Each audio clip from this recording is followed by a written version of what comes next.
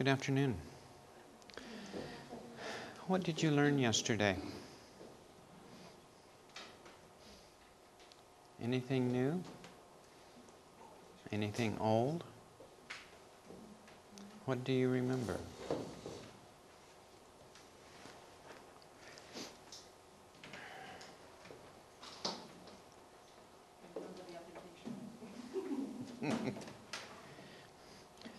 We spent time talking about the systems approach to management, and one of the things that I particularly want you to remember is that systems model that shows the input, the processes, and the output, feedback, control, and memory.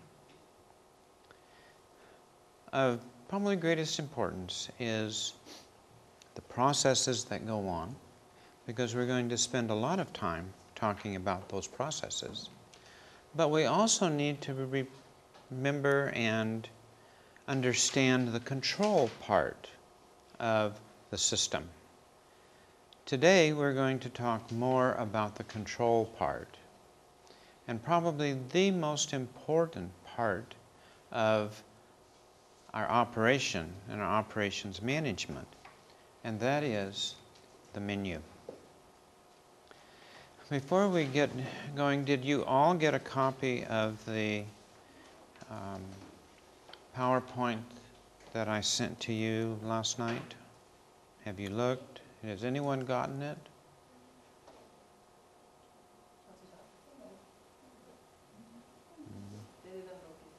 Yeah. All right. So I did send them last night.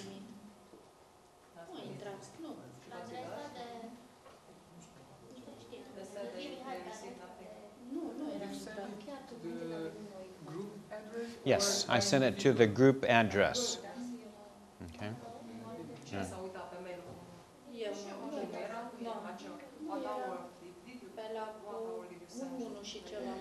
Um, 8 o'clock? 8 p.m.?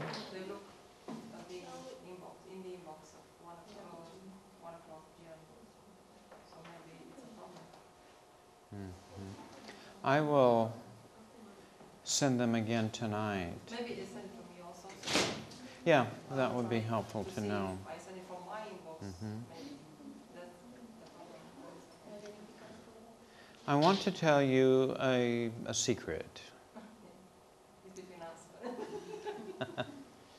That what I have put on the PowerPoints is a rather complete outline of what is in the textbook. So there is almost nothing in the textbook that we haven't talked about yesterday and that we will talk about today.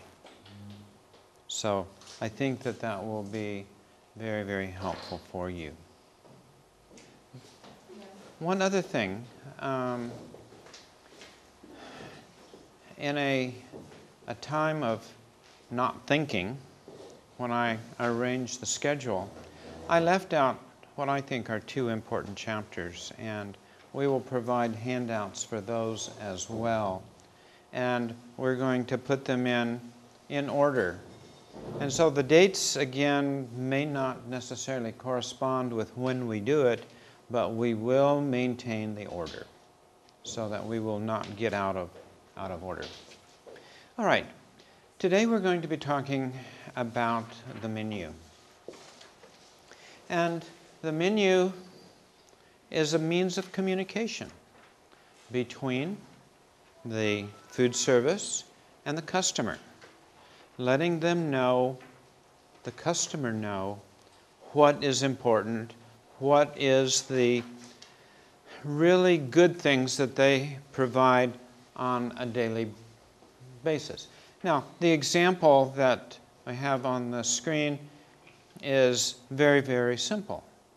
I had some other examples of very detailed information about what the menu was, but I think that we've all seen menus, and I'm just using this as an example.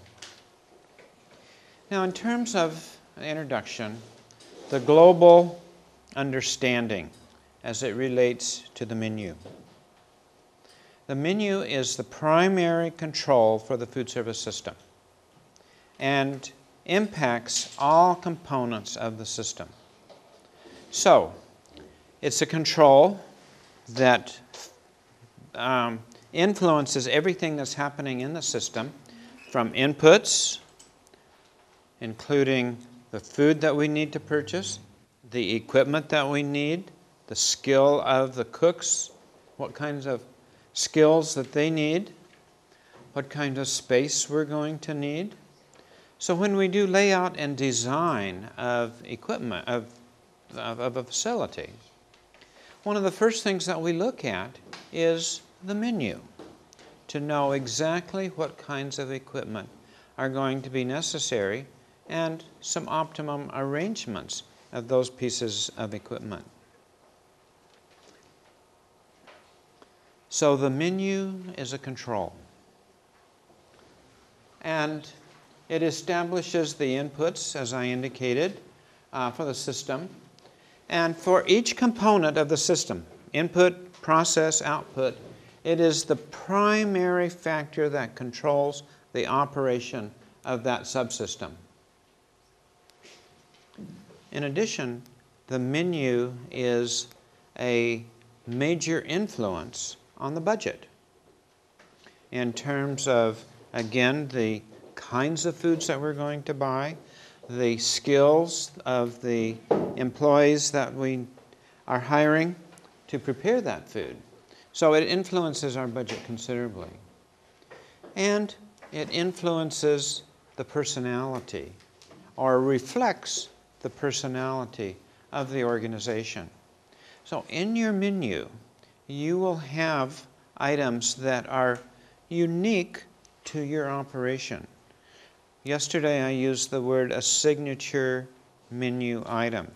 That's what you really want to be known for. And so that menu then is going to reflect those items that are most important to your operation. The menu also impacts the layout or the flow of food through the system. And in a little while we're going to talk about the flow of food through the system, but the menu is very, very important. And so when we talk about layout, which we will do tomorrow, we will see how these pieces need to fit together in order for us to be effective in the work that we are doing and meeting the needs of our customers. For the cooks, it influences the work that that needs to be done. It tells the cooks what they need to do. Can you imagine a situation in which there is no menu? Where everyone can do whatever they want.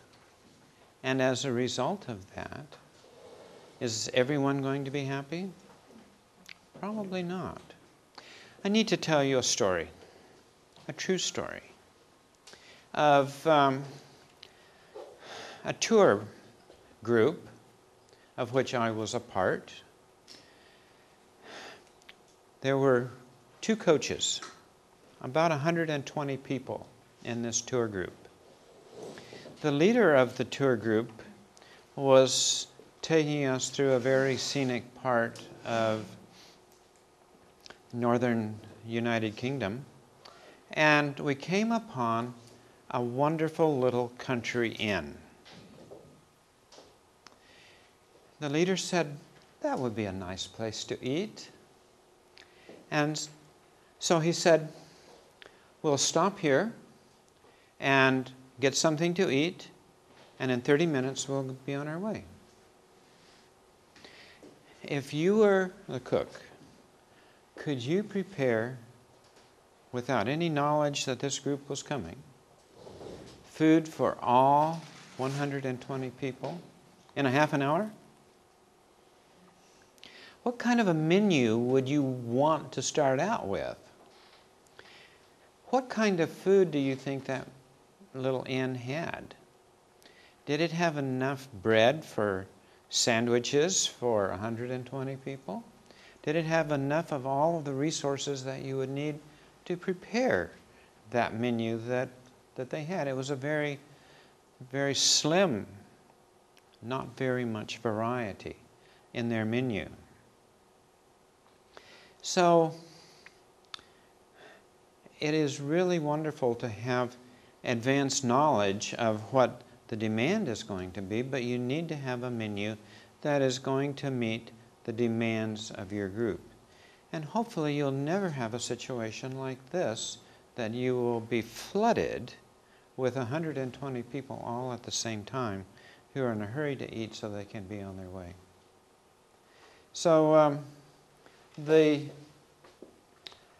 work that the cook has to do is going to be determined by the menu, but it also influences customer volume. Remember yesterday we were talking about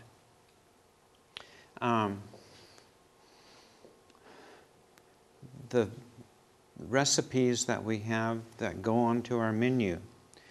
They need to reflect what the customers really want. And so if the customers find out that the food that you have is the very best, their volume of customers going to come is going to be increased. And so as a result of that, our menu is going to also impact our financial picture as it determined by the volume of people that are going to come. It is also a representation of the brand identity of the operation. This is really saying once again, the signature menu items that we have are going to become what we're known for, going to become our brand. And so as a result of that, we want to choose menu items that are going to really be unique and bring our customers in that we most desperately need. And so the menu is responsible for the reputation of a food service operation, whether it be good or whether it be bad. Have you ever encountered a food establishment, a cafe, whatever, that had bad food? How long do they stay in business? You know, the menu really affects how long you stay in business. What is the average length of operation of a new restaurant? Have any idea in this country? I don't think it's probably much different than in the U.S. In the U.S., most restaurants, about 90% of restaurants fail in the first 3 years, and many of them fail in the first 6 months. So much of this is as a result of poor menu and not really knowing what they're doing. Anyone can open a restaurant. Now, anyone can provide food. I suggest no, that not anyone can do it.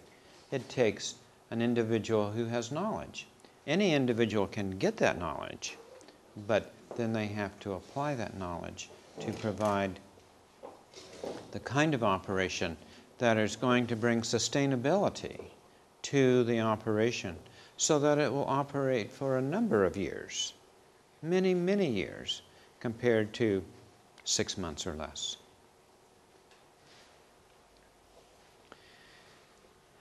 Let's take a look at some of the trends that we see happening in menus.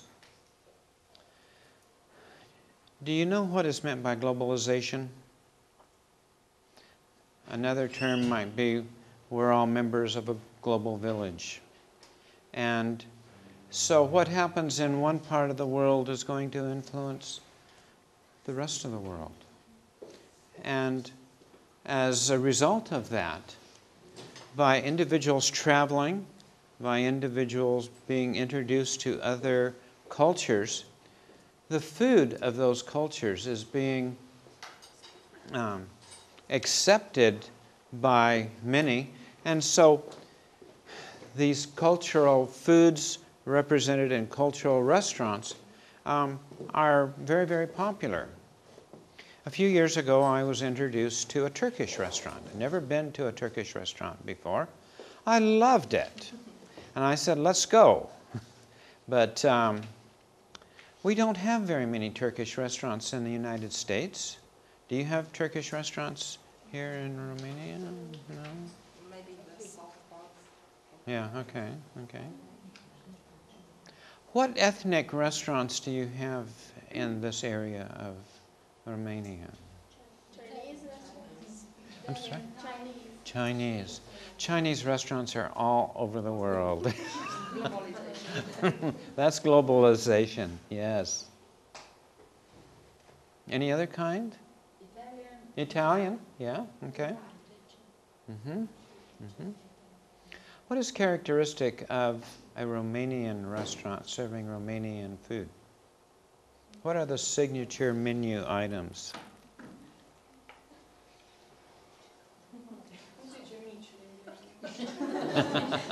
I don't know say that in English. It's a kind of barbecue. Yeah, okay. Okay, that's fine.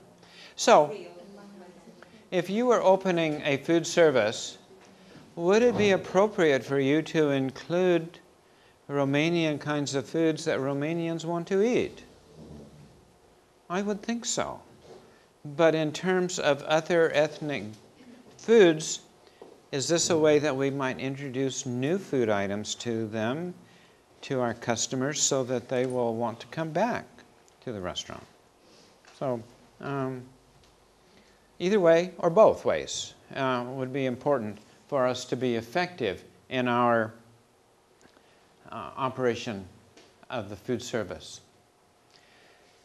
And the second trend is that foods from Brazil, Argentina, Bolivia, Turkey, Greece, and Southeast Asia are becoming more and more popular.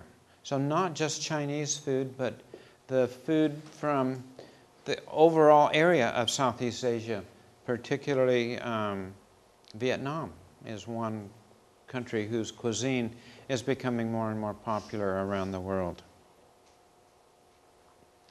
Let's take a look at what is happening as far as specific foods that are popular. Bite-sized desserts. Have you seen that in restaurants? I saw that for the first time about 3 weeks ago. And I had not heard about it before. But it was in the book, and that was from 3 or 4 or 5 years ago. But, in terms of reduction of calories, a bite-sized dessert may be the best size to have. Which is the best bite of dessert? Do you understand my question? When do you get the most satisfaction from a piece of dessert? The last one? Yeah, it does depend. But I have friends who say it's the first bite that gives the most satisfaction because it's a new flavor, a new concept. And so the second bite is not new anymore. It's more of the same. And so it's that first bite that may give us the greatest satisfaction and is going to result in less caloric consumption because we don't eat the whole big piece. We just eat essentially one bite. Locally grown foods. How far does your food come from? What is the furthest that your food comes from? Like fruit. From Brazil, I think. From Brazil? Bananas, like Okay. Thailand? oranges. Okay. Okay. Israel, Egypt, any from there too?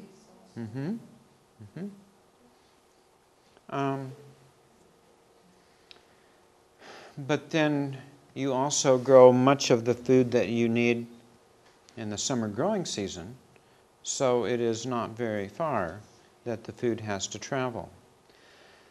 The average distance that food travels in the United States is about 22 to 2,300 kilometers.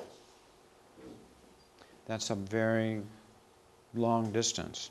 Some of it is grown locally, but some of it comes from Chile. Do you get fruits from Chile? Yeah.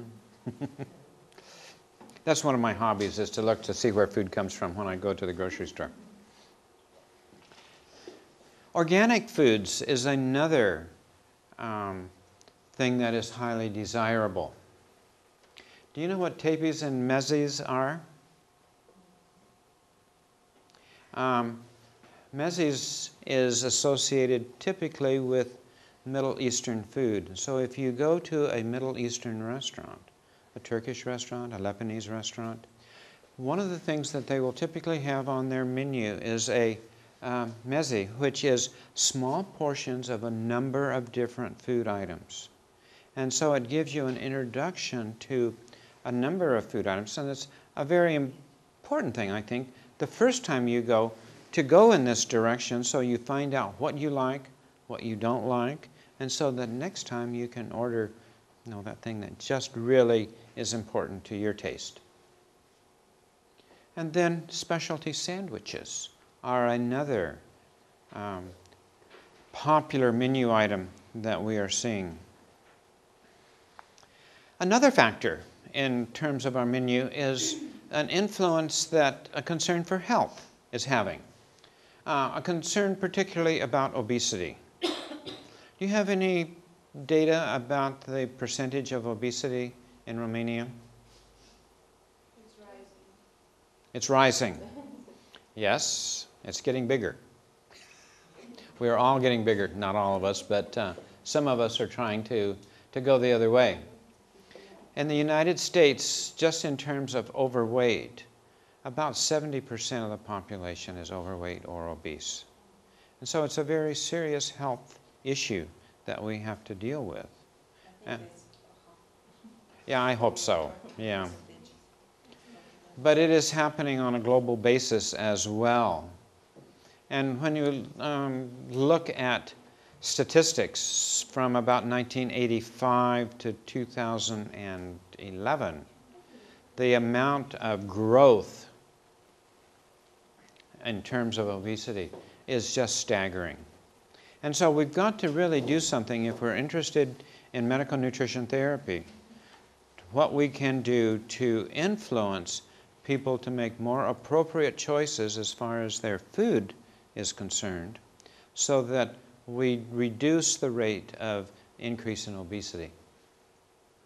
And so this concern for our health is leading to increased consumptions of fruit and vegetables, whole grains, nuts, trans fat-free items, and yogurt as just some examples of what would be included in the menu to counteract this problem of obesity.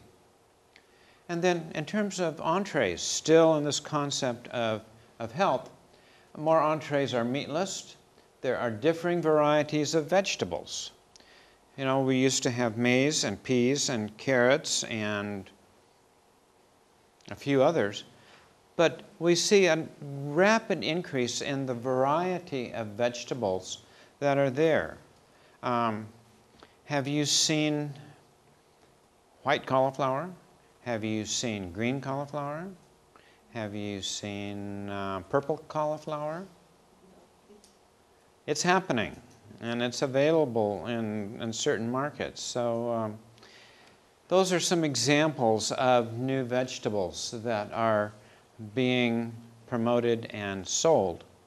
But also, because of globalization, we're seeing vegetables and fruits from other parts of the world being imported into our markets, so that we see them in desserts that are offered. We see them as just fine additions to the menu. There's an emphasis in whole grains, like, of course, whole wheat, barley, brown rice, lentils, quinoa. A lot of these are originating from ethnic kinds of foods. And so this is the influence of ethnicity into our menu. So we've talked about the Asian vegetables. We've talked about fresh fruits being more common as desserts. And then another thing that we're seeing are wraps. Do you have wraps in your restaurants here? Do you know what we're talking about? I don't know. Okay, a wrap is made from a flatbread. And so you put vegetables, you can put meats, you can put whatever you want, and it's wrapped up and cut and then put into a wrapping paper, and then you can take it with you and eat in your office or wherever. It's a very convenient way to take food. It's not necessarily hot, but it might be heated and sold to you in that way. It might be put into a broiler and melt the cheese and any meat that is in there, and then rolled up and served to you. Very, very popular in many parts of the world, and it's spreading. And then calzones. You know calzones? Calzones are a pizza that are rolled up. It may be just a different word that you use in Romanian than what we use in English.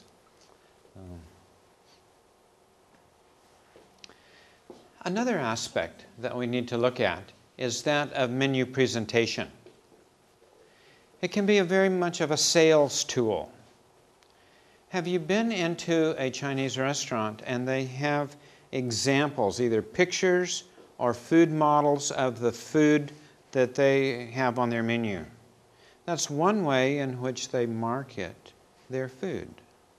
And so you can go in and say, I want a number 6, or you don't even have to know how to pronounce the name. I just want that one. The menu presentation can also impact consumer education. Particularly by providing nutritional analysis of the menu as it's presented to the patient, or even to individuals who are well in the cafeteria or whatever our food service operation may be. We need to educate our consumer so that they can make more intelligent decisions regarding the foods that they're eating. It is so easy to eat select foods that are extremely high in calories.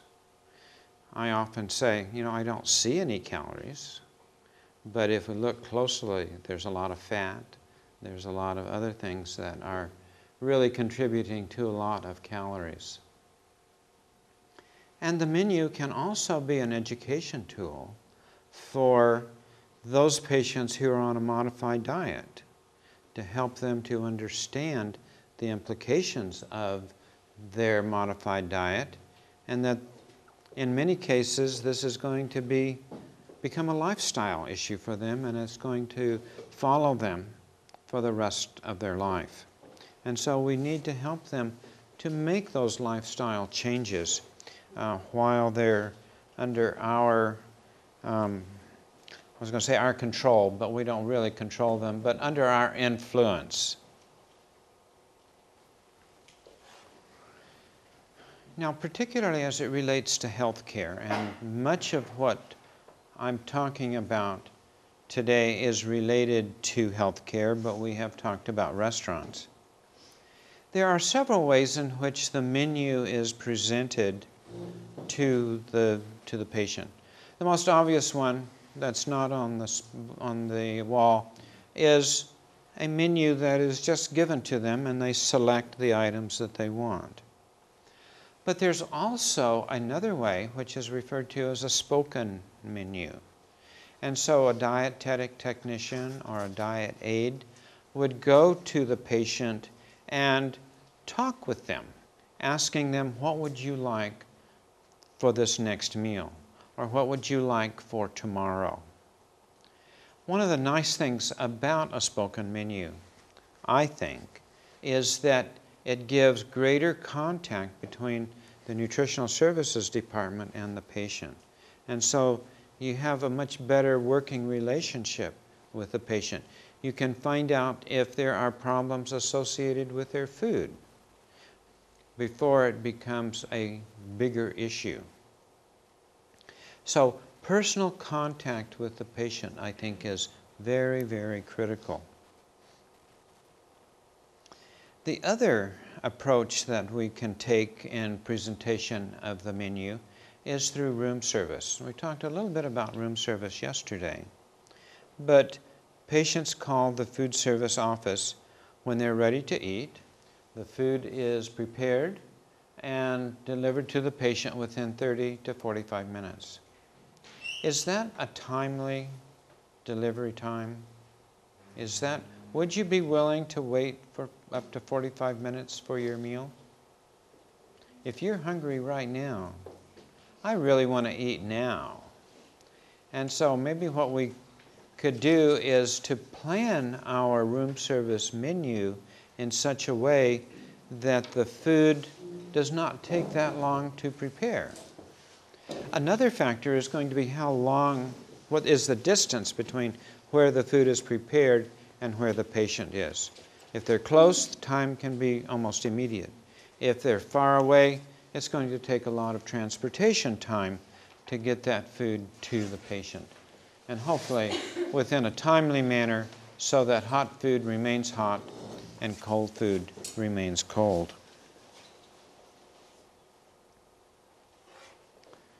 Another issue that we need to look at as far as our menu and the way in which the menu is presented to our customer or to our patient is, what does the graphic design of the menu look like? I wish that you would come to my office, and I have a number of different types of menus. Almost all of them are hospital, but they're as varied as can be in terms of the kind of paper that they use, the size of the menu, the font that they use, how large the letters are and the numbers are, and the placement of the food items on that menu is critical. We also may want to look at particularly, I think, the size, because I have some menus that are very large. They're a restaurant-style menu that we'll talk about in a few minutes, but there's so much food on there, it's overwhelming to the patient. Can I eat all of this food? Hopefully not all at the same meal anyway. There's another aspect of the menu psychology that we need to keep in our minds, and that is, how does the eye of the patient trace over the menu? So if you had a menu, what typically happens is the eye starts here, and then it will go here to the top right, to the top left, down, and back up to here. So and this is not for everyone, but in general, that's the way the eye is going to trace what is on that page. And so as a result of that, we need to take this information and put what we want the patient to select in those areas where they're going to look first. And so maybe right here in the center is where most of the time that the patient is going to be looking at the menu, where they're going to focus. So that may be helpful to you in terms of the actual presentation of your menu to the patient.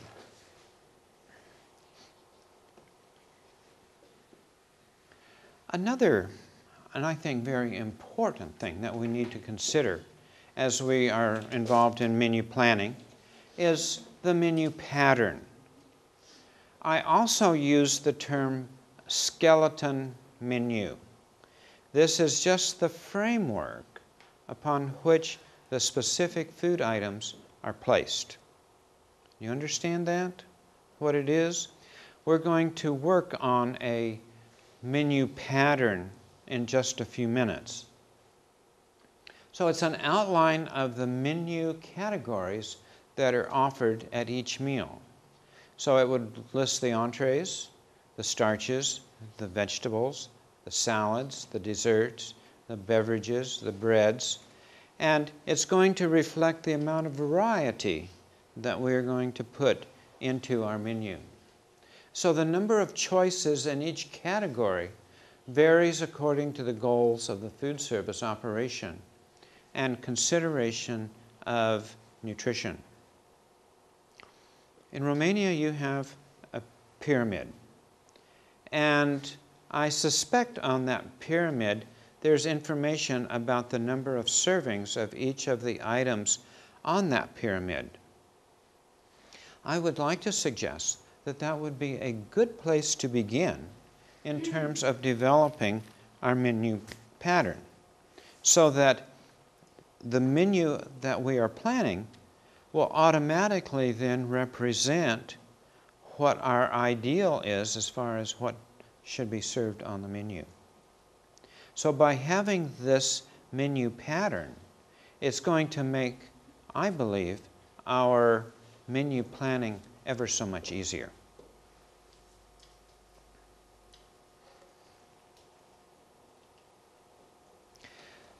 A question for our consideration. I already said that. Does the menu pattern represent the food pyramid? And so I suggest that the food guide be a basis for our menu pattern. So I'm going to rely upon you as we establish this menu pattern so that it really does impact our menu, so that automatically it's going to provide what is needed for good daily nutrition. Now, there's some other factors that are going to influence our menu pattern, and that is there are those of us who follow a plan of 3 meals a day. There are others who graze, maybe 1 meal a day. They eat continually.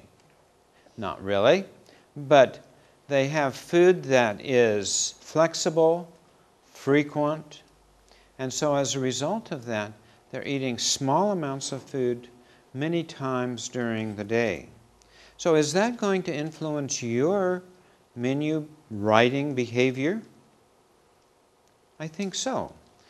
Can you provide 4 meals, 5 meals, 6 meals a day within your operation? It's going to be pretty costly for you to do so. But we also need to look at what the customer wants in terms of quality. Quantity, I would also add to that as I'm thinking. I want good food, but I want enough food. Do you really have a good understanding of portion size as indicated on the pyramid? When the pyramid says that you need how many servings of bread, whole grains?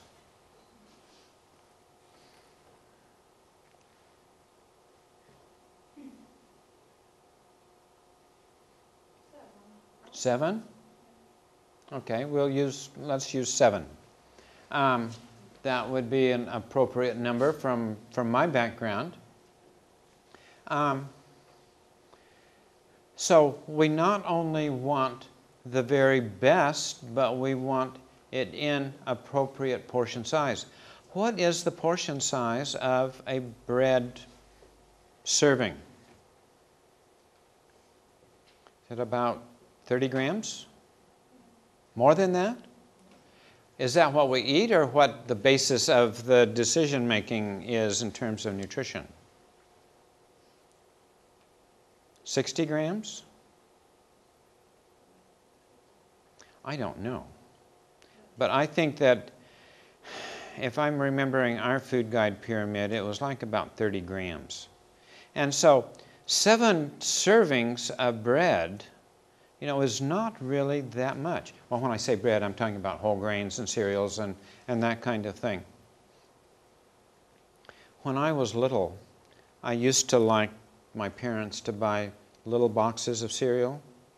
It's a very expensive way to buy cereal, but it was fun. But I was disappointed when you open it, there's not very much cereal in there. You know why? Because they're putting one serving in there. So when you talk about one serving, you're not talking about a lot of food.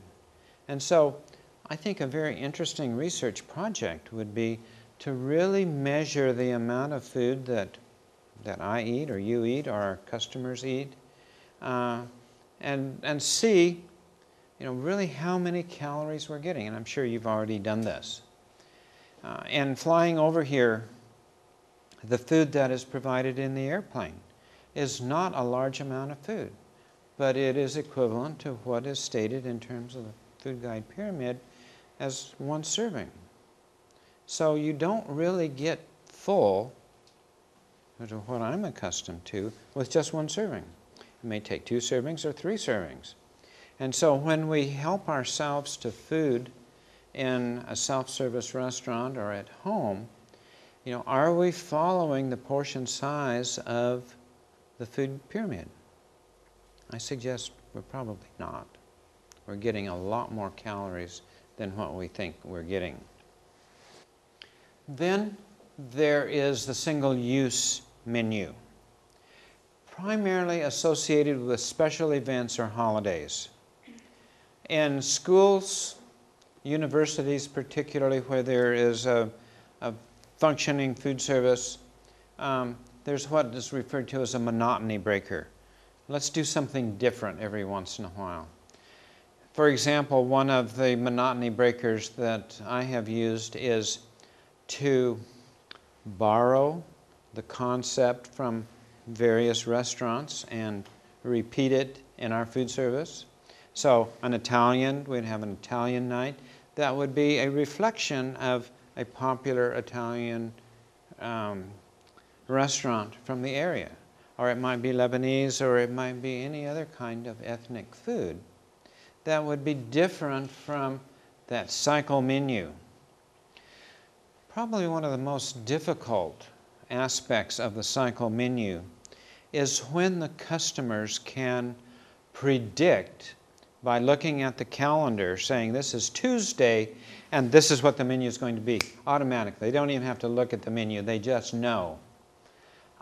Personally, I like to have some surprises. I like to see some variety.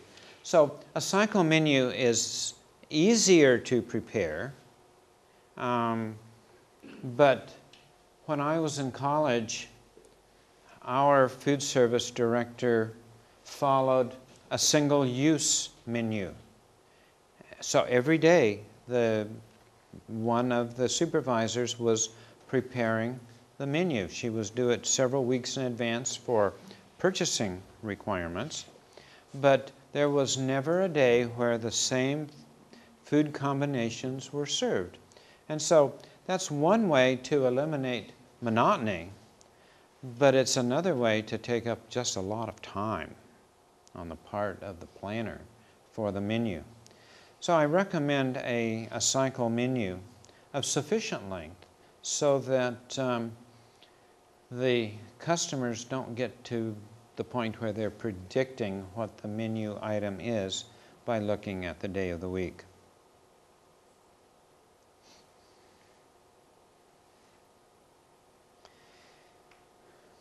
A little bit more in terms of other factors that affect menu planning. I think we need to begin our menu planning on the basis of customer satisfaction. Because this is going to be your design specification. This is what you're going to measure your quality by, is your menu. And so it's got to really build in customer satisfaction. Let's stop and talk about something else for just a minute. And that is, who should plan a menu? The director of the food service? Maybe. Supervisors, cooks, Should they plan the menu? They may or they may not, but probably not by themselves. What about a committee? Have you ever been involved in a committee-planned menu? You ever planned a menu as a committee? I recommend that, and what I'd like to do is to model that today and for the rest of the week as we're working on menus. An experience that I've had is that in one of the places that I worked, the operations manager of the food service was the one who wrote the menu. She was not from the area where we were. She was from the southern part of the United States, and in the southern part of the United States they eat completely different than they do in the West. And so when this individual planned the menu, she planned menu items that she liked from her youth in the South. Now, people on the West Coast in California don't particularly care for the kinds of foods that come from the southern part of the U.S. And I'm sure you have very similar situations here in terms of European traditions and European favorite foods. So if you took if there was a German food service director and they were planning German foods, is that going to be satisfactory to Romanians? I don't think so. And so how can we resolve this issue? And I think that one of the ways in which we can do that is by the use of a menu committee, where we have representatives of management, of the customers, of the cooks, and at least those three. And so they plan the menu, or at least give input to the menu, so that it is representing the likes and dislikes of a wide variety of people rather than just one person who's not from that area. So I think that's important that we look at how we plan the menu. A little bit later, I'm going to talk with you about why not let the computer plan the menu. I've been involved in doing some of that. It's a failure. But we'll talk about some good things that come about as the result of a computer-planned menu. Some other factors that we need to talk about have to do with sociological factors.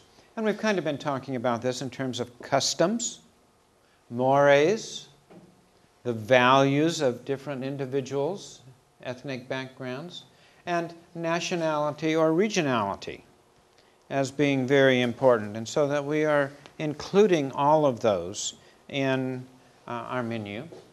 And then, what are the food habits? Now, the food habits might be the number of meals that we eat per day, as we were talking about earlier.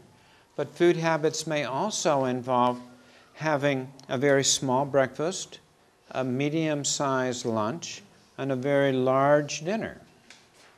Is that the best way to plan? I think not, but we need to look to see how our customers' habits are and try to reflect them, and if they are bad, how can we make changes in their food habits? And then food preferences. I may have a habit, but I also have food preferences in terms of the foods that I like and the foods that I don't like. And we can measure that, and I really encourage you as dietitians to spend some time with the dishwasher. Why with the dishwasher? Because there we see what foods are coming back. And so we're going to look at plate waste. What is coming back in large quantities? That should tell us something in terms of our menu. So this is a way in our system that we're going to get feedback in planning our menu. Or we can observe. We can observe what customers are selecting as they go through, or we can observe from records that are maintained of what customers are eating. How much food are we preparing? How much food is left over? The difference being how much was actually chosen by the customer. But I think we also need to look at what is coming back on the plate, what was not eaten.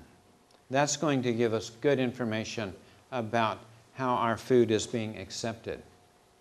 Or we can go to the individual customer and say, or ask, how much of the food that you selected did you eat? First of all, what did you select, and how much of it did you eat? And is there any feedback that you would like to give us regarding whether or not that food is acceptable or not acceptable? What can we do to improve?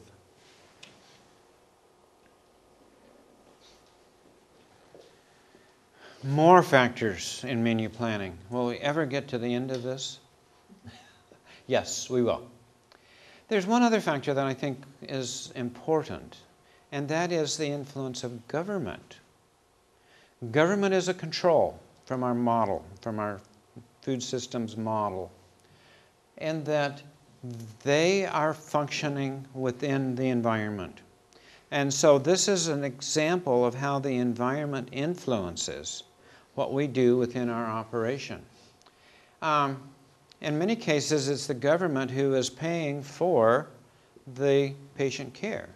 And so as a result of paying, they're also going to determine how that money is going to be used in terms of providing nutrition, in terms particularly of minimum requirements, and sometimes they may even give us some maximums in terms of how much money we can actually spend on food for patients.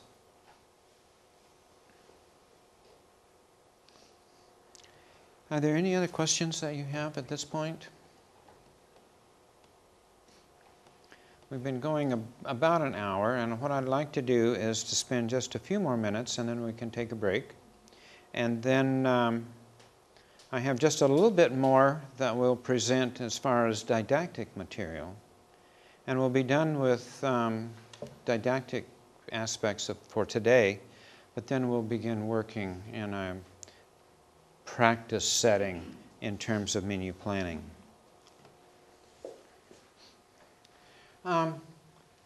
Aesthetic factors that we need to consider in our menu as well. In terms of looking at flavors, we need to have a variety of flavors of salty and sour and sweet and bitter and umami. Textures, differences in terms of crispness, softness, graininess, in other words, mouthfeel. What kind of mouthfeel is left after eating that food? Are there varieties in terms of color on your plate? I think that is very, very important in terms of food presentation. Not only the color, but the way in which the food is assembled on the plate, the way it is laid out. I think that involves a lot of planning on the part of us as dietitians to make certain that that food looks good.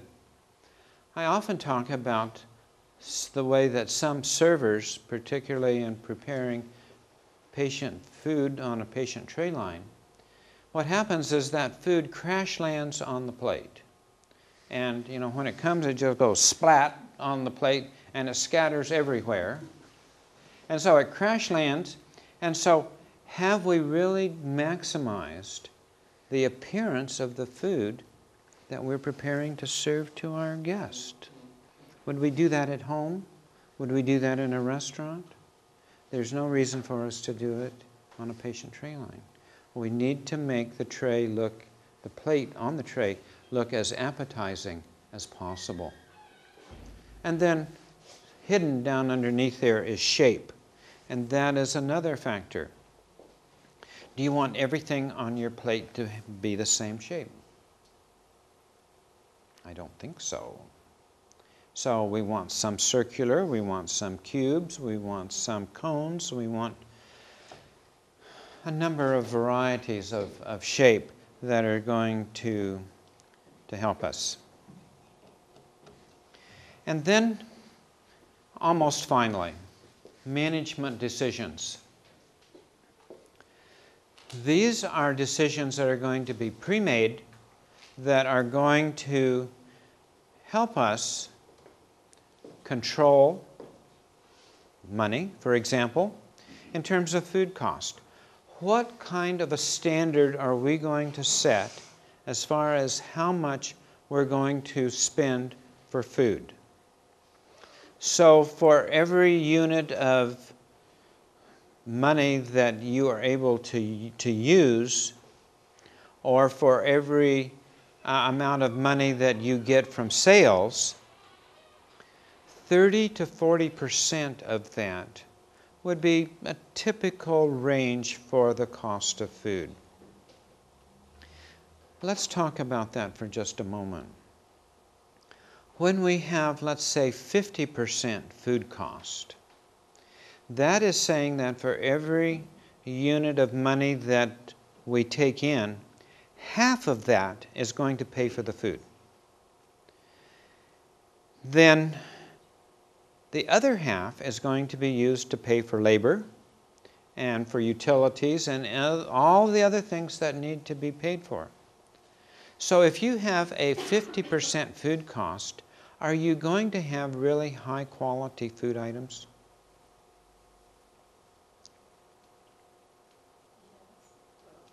You're not. You're not going to have. In resort areas, you know about Las Vegas? Yeah, thought so. Las Vegas is known for its buffets, and they operate with a 50% food cost or more. And so the amount of money that they have to spend for food is really quite small.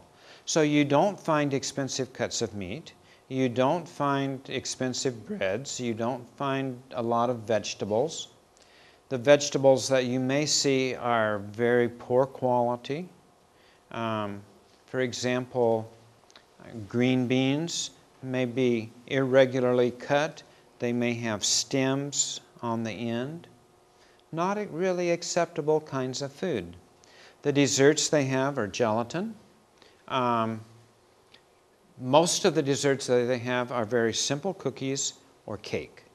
Cake is very inexpensive, and mashed potatoes. So that's the kind of thing that you find on those buffets. Now, if you go to some of the larger, more expensive hotels, you can find food that is better, but you're paying 3 or 4 or 5 times the amount that you're being charged in these low-cost buffets. Likewise, if you go to a restaurant that has a 20% food cost percentage, so for every unit of money that is taken in from sales, 20% of that is going to be available for use for food. So you can afford, on a 20% food cost basis, much more expensive food. You can have the finest meats, you can have really exotic food, because you're paying a high price for that when you go to that food service establishment. These food cost percentages are a little tricky in terms of really understanding them, because the higher the percent, the lower the quality of the food, because there's not much money available to purchase food. So as the food cost percentage drops, the quality and variety of the food is going to increase. When we talk about financial management next week, we'll come and revisit this concept and try to make it even more clear at that time. Another management decision that needs to be taken into consideration is the capacity of the equipment used in production. do we have enough space in our oven to meet the menu requirements? Are all of the items that we're having on our menu associated with the oven, or with a steamer, or with some other piece of equipment?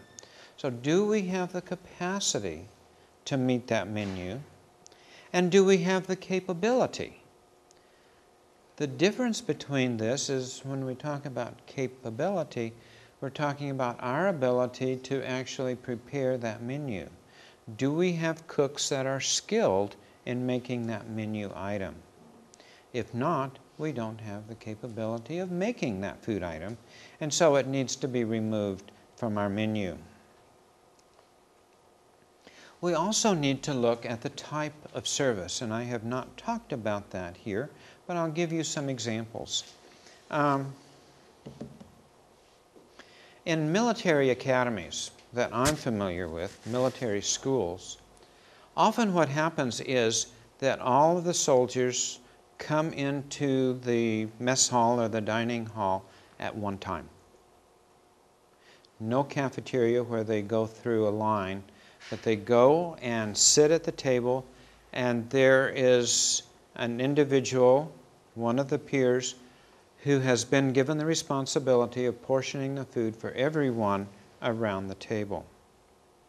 This means that all food must be prepared at the same time, and so that it is taken out for service at the same time. If we had a cafeteria line, we could do batch production and have fresher food throughout the meal service time. But if everybody is eating at the same time, that means that we've got to have production capacity at one time to prepare all the food that is necessary. This is a management decision that needs to reflect the values of the organization. I don't think we're going to see that in healthcare, but we may see that in some school food services. We may see that in other applications where you may be employed. So the type of service that we've just been talking about is going to influence our menu. Let me give you a specific example of that.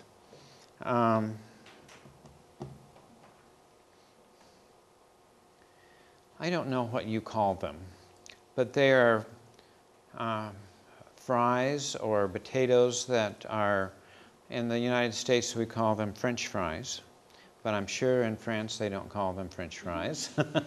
But they are potatoes that are long and narrow, but sometimes they can be of other shapes as well.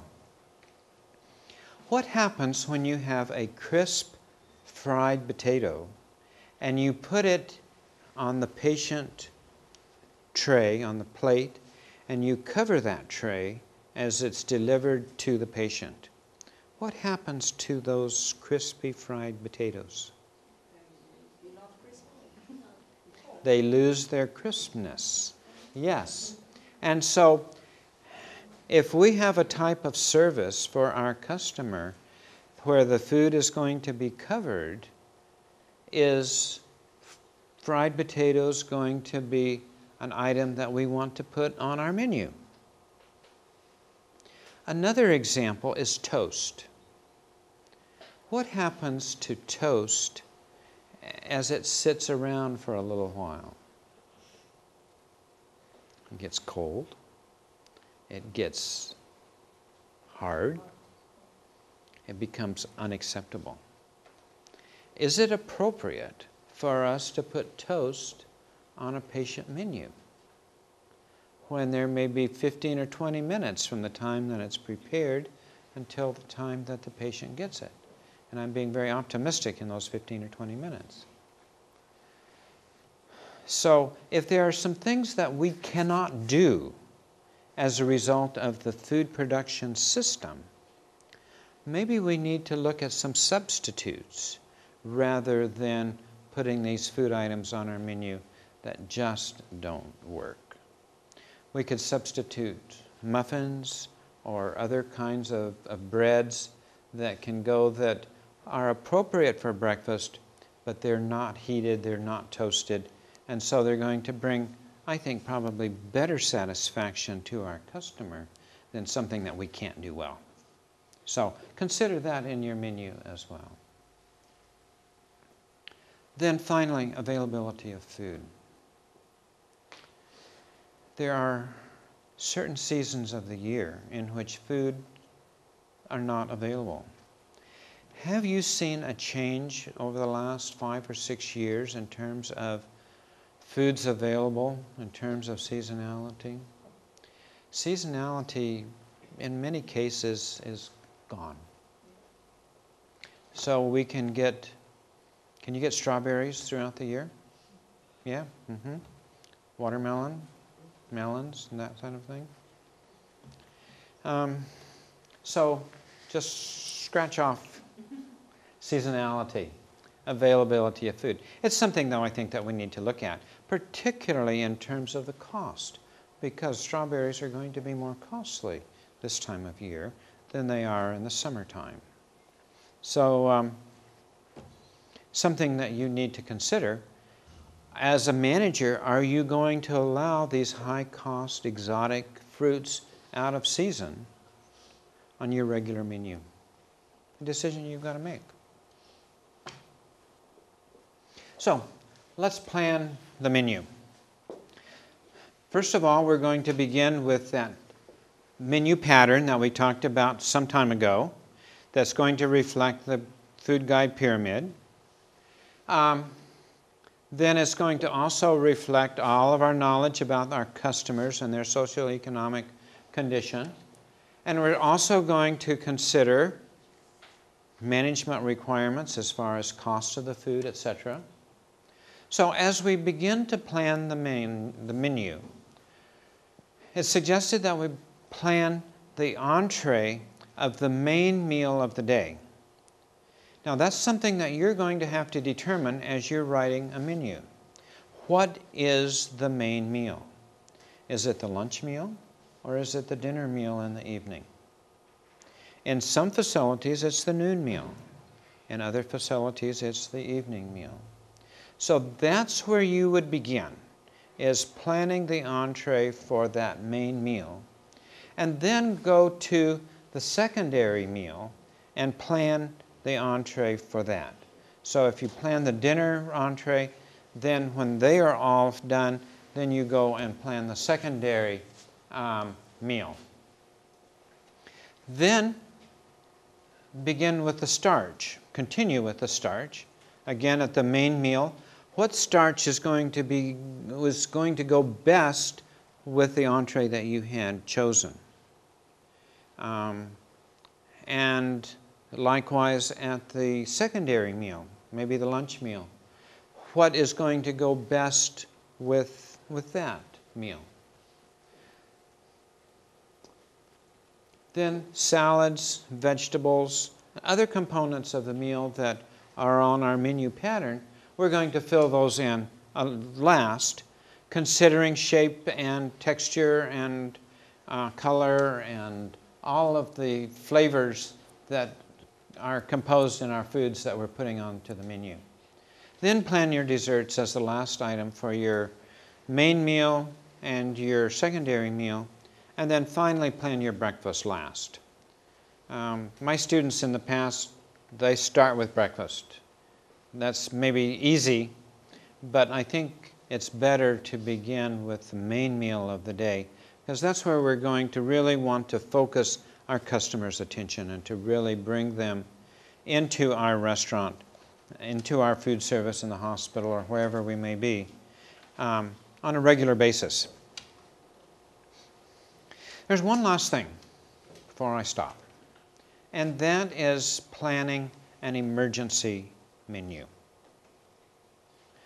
Why would you need an emergency menu? Are there ever any situations in Romania where there is an emergency, where things happen that you did not plan for? A flood in the springtime maybe, which would prevent employees from getting to work, if they have to cross the river, a shutdown of power and natural gas because of some factor. In our part of the world, one of the things that we've really got to be concerned about is planning a menu for in the event of an earthquake. I've been through too many earthquakes where power goes off and there is no utilities. We have a responsibility for feeding our patients, our students, our employees. So what this emergency menu is what contingency do we have to provide food and nourishment for the people that we are responsible for 3, 4, 5 or more days. So I'm not going to tell you how to do that, but I'm going to tell you that we need to do that. Probably one of the approaches that I would take is plan a menu that is a single-use kind of a menu that is going to be the same every day. Because we're going to throw away everything that we learned about variety and likes and dislikes and so on. Because in a disaster situation, people's likes and dislikes go out the window. They want food and they will eat almost anything. And so we want healthy, we want good quality food, but we're not going to have the variety that we otherwise would have. An approach that I have used and that I would encourage you to consider is to work with the vendor from whom you purchase your food. And spend time in talking about your disaster menu. And plan what your menu is going to be. Give that plan to your vendor.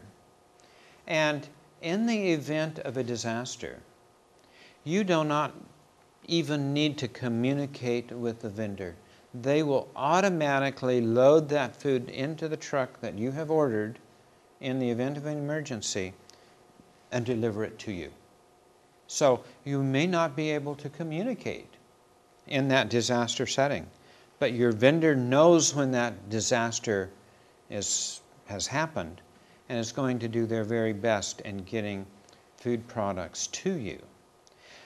This does not excuse you from having enough product on hand. It may be 3 days product that you have, but this extra delivery that's going to be made is going to probably get to you about the time that your food runs out. So it's important then to plan ahead with your vendor as to what is going to happen. But you need to have within your facility enough food for, in our area, 3 days. And I think that's probably a pretty good rule of thumb wherever you may be in this world. Let's take a break. I am going to be talking with you about, and these different food production systems have resulted in fundamental changes in food technology since 1970. Change in food technology has just changed everything in terms of input, process, and distribution and service. And so when we see these kinds of changes, we also need then to look to see what impact it has on our menu. And that's what I would like to do. So there are 4 different types of food production systems that I would like for you to be aware of. The first one is conventional, the ready prepared food system, the commissary food system, and the assembly serve system. And so let's look at each one of these in some detail. Conventional production. This is where foods are purchased in different stages of preparation, and that production distribution, and service are completed in the same location. At home, you use conventional production system. You buy some foods that are frozen and all you have to do is to heat them. We call those sometimes convenience foods or foods that are ready to eat. But that does not matter because the food is being prepared and served in the same location. That is the most critical definition of the conventional production system. The stages of food preparation includes complete readiness to eat, to the other extreme of potatoes and carrots and other foods directly from the field that you've got to peel and cut and cook and prepare for meal service. So we have the extremes as far as food preparation is concerned in terms of the way in which we purchase it. None of that impacts conventional production system definition. If we prepare it and serve it in the same location, it's conventional production system. So food preparation, stages of food preparation do not influence the classification of food service in any situation.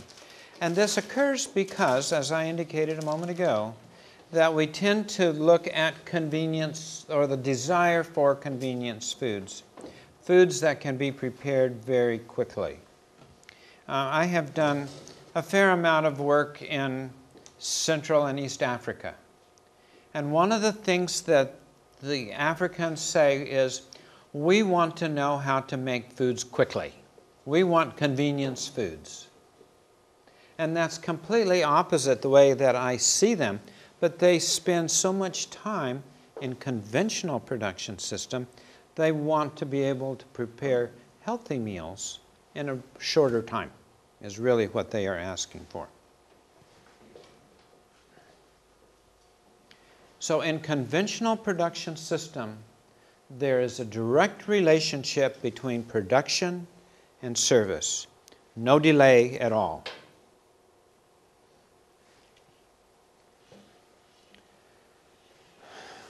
One of the problems associated with conventional production systems is that there are great changes in terms of productivity of the employees who are involved in food production. And that is important because the cost of labor has increased so much over the last number of years. And so the high productivity and the low productivity are issues that many researchers in food systems management have tried to deal with to provide a consistent level of productivity rather than bouncing throughout the day.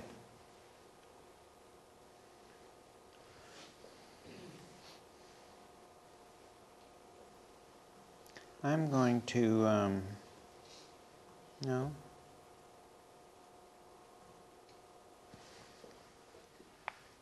So in some of these other kinds of production systems, and we're going to talk about the ready food system now, and this is really saying that the food that we have prepared is ready for service. The basis then of the term ready food service. The primary difference is that there is a break in the linkage between production and service. This break can be a refrigeration of the food or a freezing of the food between when it's prepared and when it's going to be used for patient food service. And so by having a ready food system, we have removed peak demands of labor because our cooks then work regular hours, Monday through Friday, holidays off. They are preparing foods to an inventory as opposed to a forecast. And I think that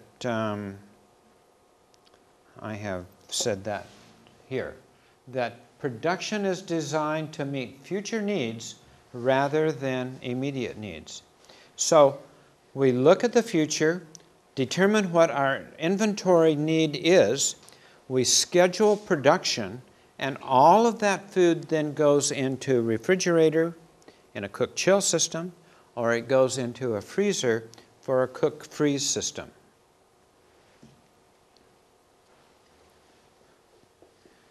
The ready food system requires very expensive equipment. In the food production area, it's very large capacity, which is expensive. It's going to require tumble chillers or blast freezers. I'd like to help you to paint a picture of what a tumble chiller is. Have you ever been to a commercial laundry? They have huge washing machines, very, very large, almost to the ceiling and that way, very, very large. These washers have been modified. And so there is a conveyor belt that is added that will put food that has been prepared and placed in a plastic bag, a very heavy-duty plastic bag, and it drops into this big commercial washer that is filled with cold water at about 0 degrees Celsius. And the purpose of that is to bring the temperature of the food from whatever it is down through the danger zone as rapidly as possible. And in most cases, it's 30 minutes or less. So the food is essentially pasteurized. And so then, once it's at that temperature, it is put into a refrigerator where it is maintained. The shelf life of a cook-chill system is up to 6 weeks, 42 days. That's a long time. I would not let my inventory go that long. Cook-freeze, on the other hand, very similar approach, except rather than going into a tumble chiller, that commercial dishwasher, clothes washer, it goes into a freezer with liquid nitrogen so that it is frozen almost immediately. And so the temperature is going to go from 85 or 90 degrees Celsius down to 0 or well below 0 almost instantaneously. So that's probably a better way to handle food in a safe and sanitary manner. But what happens when you take food items that are prepared using standard methodology, like gravies that have a wheat-based thickener? When that's frozen, that breaks apart, and so the quality is gone. So you've got to use modified starches and other things so that when it's frozen, it's going to maintain the integrity and it's going to be of the high quality that we want it to be. So that is one of the issues associated with the ready food system. Now, we've already talked about that. In the ready food system, whether it's chilled or frozen, we can store foods in individual servings, we can serve them as plates, or we can serve them in larger pans, or store them in larger pans.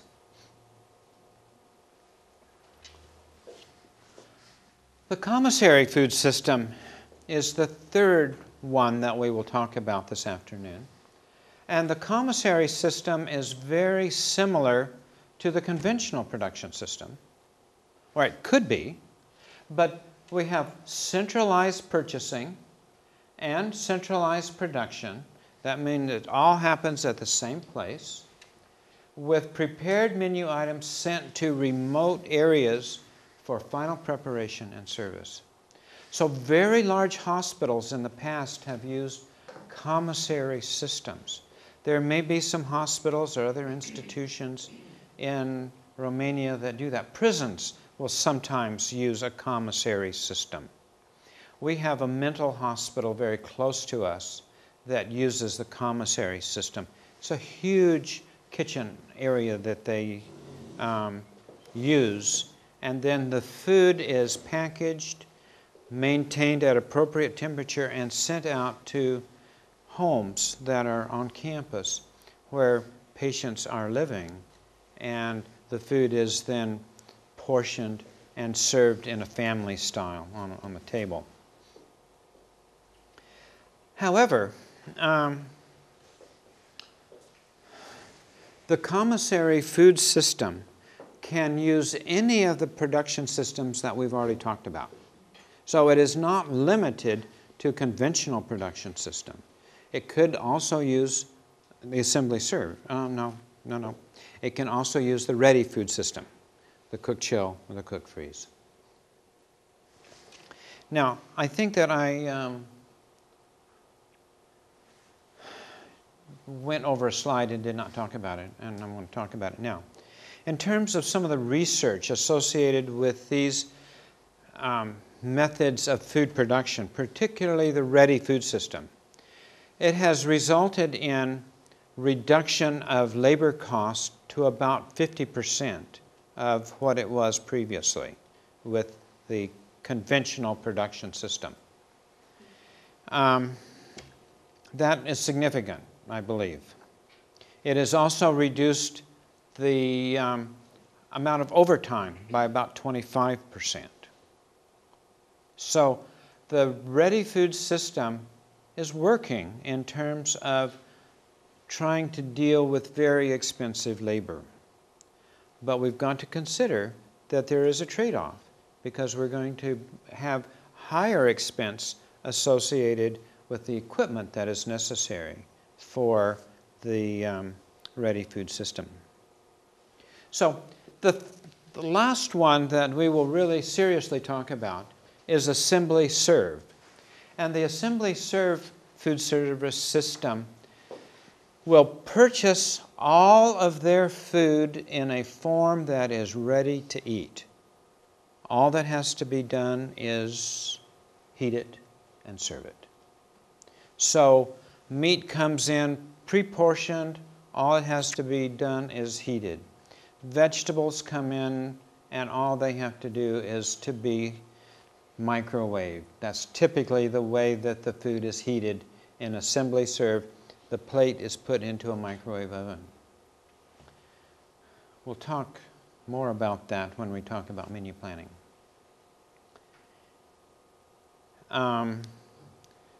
Desserts come already made. All you have to do is portion them and put them on the patient tray.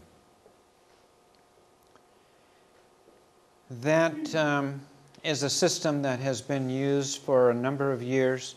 I think that it is losing favor and is not being used so much, because in your menu planning you are completely dependent upon the manufacturer of the food.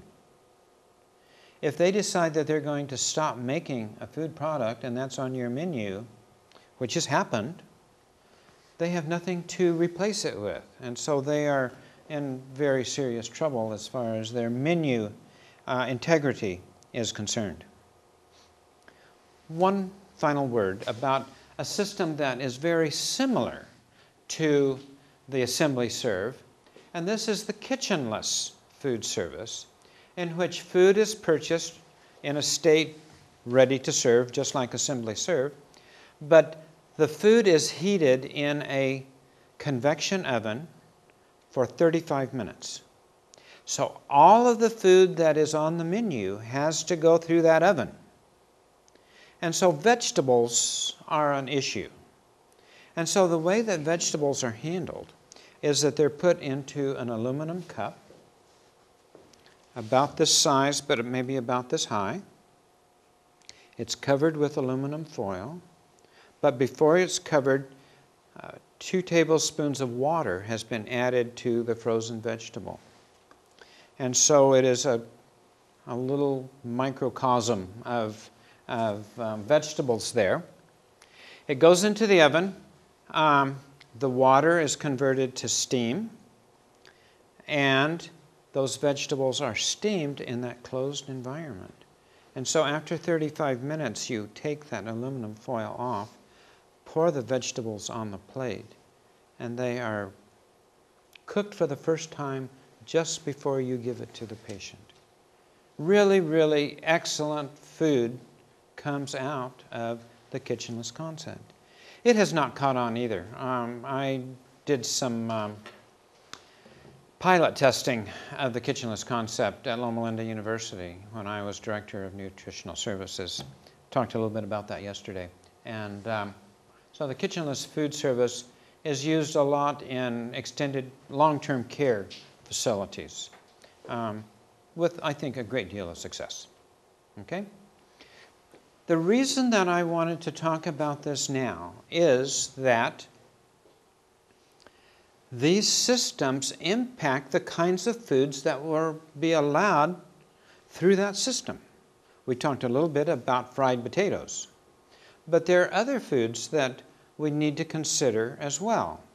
And so if you are in a ready food system, there are some foods that you just cannot make and you cannot put into your menu.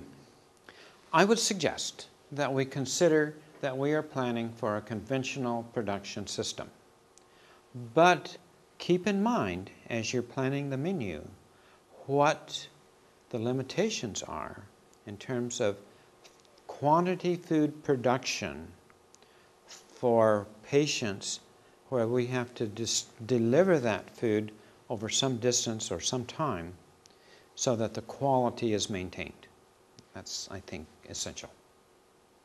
Okay? So the task before us, and I do not expect that this is going to be done today, but it may be done over the next several days. But what we need to do is to determine, first of all, a menu pattern that we're going to follow in planning a menu. What I would like to see happen, you may work together in groups, in small groups, or you can work individually. I don't care which way you do it. But I'd like for us all to use the same menu pattern so that we have the same amount of variety that's going to be reflected in our menu. So that's our first step, is to determine what our menu pattern is going to look like.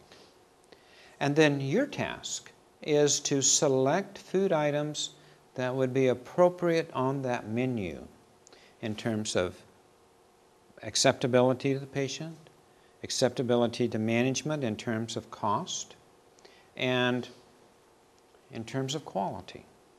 I think those are the 3 elements that are probably most important.